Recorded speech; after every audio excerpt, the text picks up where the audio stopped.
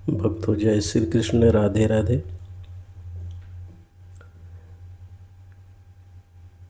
भक्तों, आज दूसरा अध्याय का सांख्य योग। पहले अध्याय में गीता में कहे हुए उपदेश की प्रस्तावना रूप दोनों सेनाओं के महारथियों की तथा शंख ध्वनि पूर्वक अर्जुन का रथ दोनों सेनाओं के बीच खड़ा कर रखने की बात कही गई। बाद में दोनों सेनाओं में खड़े अपने कुटुंबी और स्वजनों को देखकर शोक और मोह के कारण अर्जुन युद्ध करने से रुक गया और अस्त्र शस्त्र छोड़कर विषाद करने बैठ गया। यह बात कहकर उस अध्याय की समाप्ति की। बाद में श्री कृष्ण ने उन्हें किस प्रकार फिर से युद्ध के लिए तैयार किया, यह सब बताना आवश्यक होने से संजय अर्जुन की स्थिति का वर्णन करते हुए दूसरा अध्याय प्रारंभ करता है। संजय बोले, उस प्रकार करुणा से व्याप्त और आंसुओं से पूर्ण तथा व्याकुल नेत्रों वाले शोकयुक्त उस अर्जुन के प्रति भगवान मधुसूदन ने यह वचन कहा। श्री भगवान बोले, हे अर्जुन, तुझे इस असमय में यह मोह किस हेतु से प्राप्त हुआ, क्योंकि न तो यह श्रेष्ठ पुरुषों द्वारा आचरित है, न स्वर्ग को देने वाला है और न कीर्ति को करने वाला ही है। इसलिए हे अर्जुन, नपुंसकता को मत प्राप्त हो। तुझमें यह उचित नहीं जान पड़ती। हे परतप, हृदय की तुच्छ दुर्बलता को त्याग कर युद्ध के लिए खड़ा हो जा। हे अर्जुन, अर्जुन बोले, हे मधुसूदन, मैं रणभूमि में किस प्रकार बाणों से भीष्म पितामह और द्रोणाचार्य के विरुद्ध लड़ूंगा, क्योंकि हे अरिसूदन, वे दोनों ही पूजनीय हैं। इसलिए इन महानुभाव गुरुजनों को न मारकर मैं इस लोक में भिक्षा का अन्न भी खाना कल्याणकारक समझता हूँ, क्योंकि गुरुजनों को मारकर भी इस लोक में रुधिर से सने हुए अर्थ और कामरूप भोगों को ही तो भोगूंगा। हम यह भी नहीं जानते कि हमारे लिए युद्ध करना और न करना, इन दोनों में से कौन सा श्रेष्ठ है, अथवा यह भी नहीं जानते कि उन्हें हम जीतेंगे या हमको वे जीतेंगे। और जिनको मार कर हम जीना भी नहीं चाहते, वे ही हमारे आत्मी धृतराष्ट्र के पुत्र हमारे मुकाबले में खड़े हैं। इसलिए कायरता रूप दोष से उपहत हुए स्वभाव वाला तथा धर्म के विषय में मोहित चित्त हुआ मैं आपसे पूछता हूँ कि जो साधन निश्चित कल्याणकारक हो वह मेरे लिए कहिए, क्योंकि मैं आपका शिष्य हूँ। इसलिए आपके शरण हुए मुझको शिक्षा दीजिए, क्योंकि भूमि में निष्कंटक धन धान्य संपन्न राज्य को और देवताओं के स्वामीपने को प्राप्त होकर भी मैं उस उपाय को नहीं देखता हूँ जो मेरी इंद्रियों को सुखाने वाले शोक को दूर कर सके।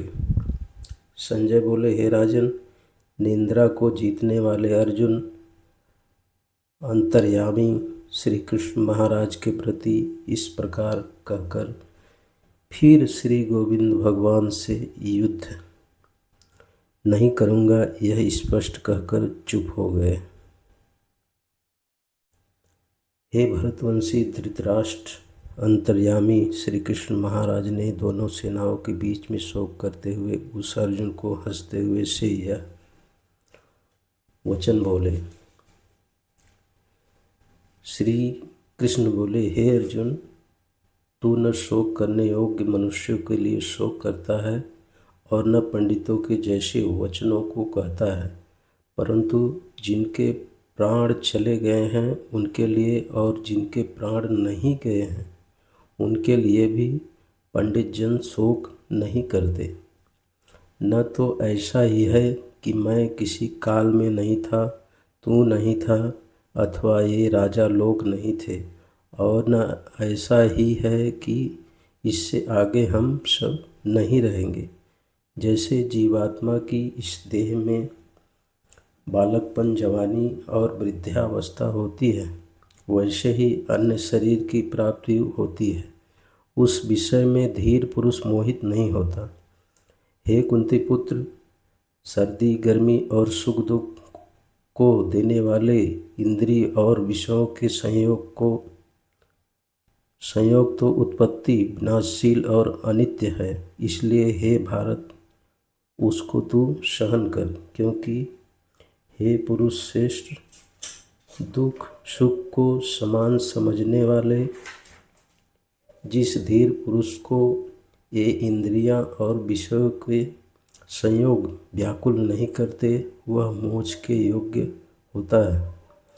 असत वस्तु की तो सत्ता नहीं है और सत का अभाव नहीं है।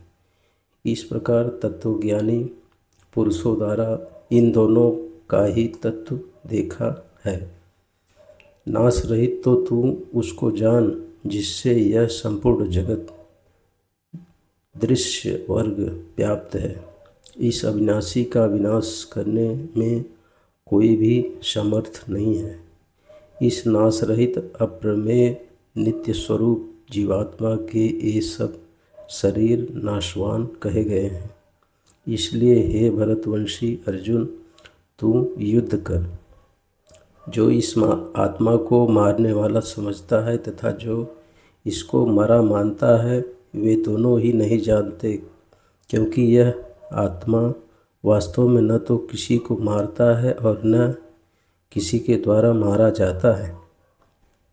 यह आत्मा किसी काल में भी न तो जन्मता है और न मरता ही है, तथा न यह उत्पन्न होकर फिर होने वाला ही है, क्योंकि यह अजन्मा, नित्य, सनातन और पुरातन है। शरीर के मारे जाने पर भी यह नहीं मारा जाता है। हे पृथापुत्र अर्जुन, जो पुरुष इस आत्मा को नाश रहित, नित्य, अजन्मा और अव्यय जानता है, वह पुरुष कैसे किसको मरवाता है और कैसे किसको मारता है। जैसे मनुष्य पुराने वस्त्रों को त्याग कर दूसरे नए वस्त्रों को ग्रहण करता है, वैसे ही जीवात्मा पुराने शरीरों को त्याग कर दूसरे नए शरीरों को प्राप्त होता है। इस आत्मा को शस्त्र काट नहीं सकते, इसको आग जला नहीं सकती, इसको जल गला नहीं सकता और वायु सुखा नहीं सकती, क्योंकि यह आत्मा अच्छेद है। यह आत्मा अदाह है, अक्लेद और निसंदेह अशोष्य है, तथा यह आत्मा नित्य, सर्वव्यापी, अचल, स्थिर रहने वाला और सनातन है। यह आत्मा अव्यक्त है, यह आत्मा अचिंत्य है और यह आत्मा विकार रहित कहा जाता है। इससे हे अर्जुन, इस आत्मा को उपर्युक्त प्रकार से जानकर तू शोक करने के योग्य नहीं है, अर्थात तुझे शोक करना उचित नहीं है।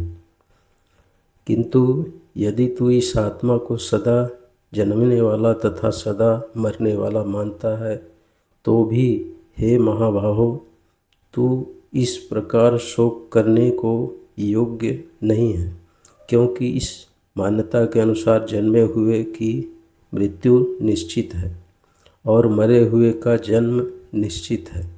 इससे भी इस बिना उपाय वाले विषय में तू शोक करने के योग्य नहीं है। हे अर्जुन, संपूर्ण प्राणी जन्म से पहले अप्रकट थे और मरने के बाद भी अप्रकट हो जाने वाले हैं, केवल बीच में ही प्रकट हैं। फिर ऐसी स्थिति में क्या शोक करना है। कोई एक महापुरुष ही इस आत्मा को आश्चर्य की भांति देखता है और वैसे ही दूसरा कोई महापुरुष ही इसके तत्व का आश्चर्य की भांति वर्णन करता है तथा दूसरा कोई अधिकारी पुरुष ही इसे आश्चर्य की भांति सुनता है, और कोई कोई तो सुनकर भी इसको नहीं जानता। हे अर्जुन, यह आत्मा सबके शरीरों में सदा ही अवध्य है। इस कारण संपूर्ण प्राणियों के लिए तू शोक करने के योग्य नहीं है तथा अपने धर्म को देखकर भी तू भय करने योग्य नहीं है। अर्थात तुझे भय नहीं करना चाहिए, क्योंकि क्षत्रिय के लिए धर्मयुक्त युद्ध से बढ़कर दूसरा कोई कल्याणकारी कर्तव्य नहीं है। हे पार्थ, अपने आप प्राप्त हुए और खुले हुए स्वर्ग के द्वार रूप इस प्रकार के युद्ध को भगवान क्षत्रिय लोग ही पाते हैं। किंतु यदि तू इस धर्म युक्त युद्ध को नहीं करेगा तो स्वधर्म और कीर्ति को खोकर पाप को प्राप्त होगा तथा सब लोग तेरी बहुत काल तक रहने वाली अपकीर्ति का भी कथन करेंगे, और माननीय पुरुष के लिए अपकीर्ति मरण से भी बढ़कर है। और जिनकी दृष्टि में तू पहले बहुत सम्मानित होकर अब लघुता को प्राप्त होगा, वे महारथी लोग तुझे भय के कारण युद्ध से हटा हुआ मानेंगे। तेरे बैरी लोग तेरे सामर्थ्य की निंदा करते हुए तुझे बहुत सेन कहने योग्य वचन भी कहेंगे। उससे अधिक दुख और क्या होगा? या तो तू युद्ध में मारा जाकर स्वर्ग को प्राप्त होगा अथवा संग्राम में जीतकर पृथ्वी का राज्य भोगेगा। इस कारण हे अर्जुन, तू युद्ध के लिए निश्चय करके खड़ा हो जा। जय पराजय, लाभ हानि और सुख दुख को समान समझकर उसके बाद युद्ध के लिए तैयार हो जा। इस प्रकार युद्ध करने से तू पाप को नहीं प्राप्त होगा। हे पार्थ, यह बुद्धि तेरे लिए ज्ञान योग के विषय में कही गई, और अब तू इसको कर्मयोग के विषय में सुन। जिस बुद्धि से युक्त हुआ तू कर्मों के बंधन को भली बात त्याग देगा, अर्थात सर्वथा नष्ट कर डालेगा। इस कर्मयोग में आरंभ का अर्थात बीज का नाश ही है, और उल्टा फल रूप दोषी भी नहीं है, बल्कि इस कर्मयोग रूप धर्म का थोड़ा सा भी साधन जन्म मृत्यु रूप महान भय से रक्षा कर लेता है। हे अर्जुन, इस कर्मयोग में निश्चयात्मिका बुद्धि एक ही होती है, किंतु अस्थिर विचार वाले विवेकहीन सकाम मनुष्यों की बुद्धियाँ निश्चय ही बहुत भेदों वाली और अनंत होती हैं। हे अर्जुन, जो भोगों में तन्मय हो रहे हैं, जो कर्मफल के प्रशंसक वेद वाक्यों में ही प्रीति रखते हैं, जिनकी बुद्धि में स्वर्ग ही परम प्राप्य वस्तु है, और जो स्वर्ग से बढ़कर दूसरी कोई वस्तु ही नहीं है, ऐसा कहने वाले हैं, वे अविवेकी जन इस प्रकार की जिस पुष्पित अर्थात दिखाऊं शोभायुक्त वाणी को कहा करते हैं, जो कि जन्म रूप कर्म फल देने वाली और भोग तथा ऐश्वर्य की प्राप्ति के लिए नाना प्रकार की बहुत सी क्रियाओं का वर्णन करने वाली है। उस वाणी द्वारा जिनका चित्त हर लिया गया है, जो भोग और ऐश्वर्य में अत्यंत आसक्त हैं, उन पुरुषों की परमात्मा में निश्चयात्मिका बुद्धि नहीं होती। हे अर्जुन, वेद उपर्युक्त प्रकार से तीनों गुणों के कार्य रूप समस्त भोगों और उनके साधनों का प्रतिपादन करने वाले हैं, इसलिए तू उन भोगों और उनके साधनों में आसक्तिहीन, हर्ष शोकादि द्वंद्वों से रहित नित्य वस्तु परमात्मा में स्थित योग क्षेम को न चाहने वाला और स्वाधीन अंतःकरण वाला हो। सब ओर से परिपूर्ण जलाशय के प्राप्त हो जाने पर छोटे जलाशय में मनुष्य का जितना प्रयोजन रहता है, ब्रह्म को तत्व से जानने वाले ब्राह्मण का समस्त वेदों में उतना ही प्रयोजन रह जाता है। तेरा कर्म करने में ही अधिकार है, उनके फलों में कभी नहीं। इसलिए तू कर्मों के फल का हेतु मत हो तथा तेरी कर्म न करने में भी आसक्ति न हो। हे धनंजय, तू आसक्ति को त्याग कर तथा सिद्धि और असिद्धि में समान बुद्धि वाला होकर योग में स्थित हुआ। कर्तव्य मार्गों को कर समत्व भाव ही योग कहलाता है। इस समत्व रूप बुद्धि योग से सकाम कर्म अत्यंत ही निम्न श्रेणी का है। इसलिए हे धनंजय, तू समबुद्धि में ही रक्षा का उपाय ढूंढ, अर्थात बुद्धि योग का ही आश्रय ग्रहण कर, क्योंकि फल के हेतु बनने वाले अत्यंत दीन हैं। समबुद्धि युक्त पुरुष पुण्य और पाप दोनों को ही इसी लोक में त्याग देता है, अर्थात उनसे मुक्त हो जाता है। इससे तू समत्व रूप योग में लग जा।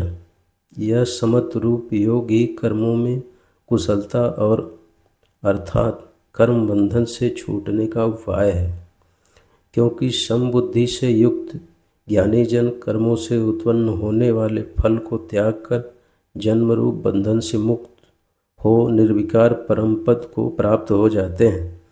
जिस काल में तेरी बुद्धि मोह रूप दलदल को भली भांति पार कर जाएगी, उस समय तू सुने हुए और सुनने में आने वाले इस लोक और परलोक संबंधी सभी भोगों से वैराग्य को प्राप्त हो जाएगा।